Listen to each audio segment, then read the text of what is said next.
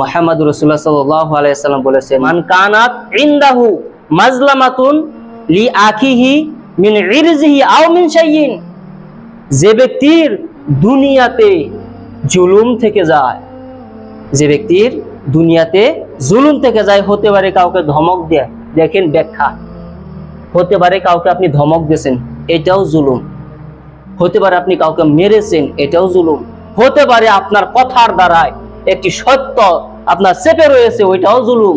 তো এই যে কাজগুলো রয়েছে, এই কাজগুলো যদি দুনিয়াতে থেকে যায়, কে বলছে? মুহাম্মদ সাল্লাল্লাহু আলাইহি ওয়াসাল্লাম বলেছেন। কি বলছেন? মান কানাত ইনদাহু মাজলামাতুন লি আখিহি মিন ইরজিহি আও মিন শাইইন, যদি তার দুনিয়াতে একটি মাত্র জুলুম থেকে যায় বা একটি জুলুম থেকে যায়, সে যেন কি করে? ফাল ইয়াতাহাল্লাহু মিনহুল ইয়াউম, সে যেন আজই কি করে? তার ভাইয়ের কাছ থেকে মাপ চেয়ে নেয়। যার সাথে আপনি জুলুম করেছেন তার কাছে আপনাকে যেতে হবে, গিয়ে বলতে হবে যে ভাই, আমি ভুলক্রমে তোমাকে ধমক দিয়েছিলাম, আমাকে মাফ করে দাও।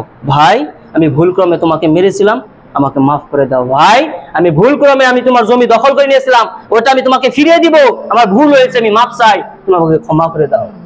মুহাম্মদ সাল্লাল্লাহু আলাইহি ওয়াসাল্লাম এটাই বলছেন, সেজন্য কি করে?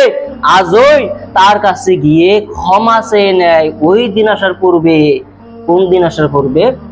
যেদিন আল্লাহ ইয়াকুনা দিনার ওয়ালা দিরহাম, যেদিন কোনো টাকা থাকবে না, কোনো পয়সা থাকবে না, ধন দৌলত সম্পত্তি থাকবে না, ওই দিন আসার পূর্বে।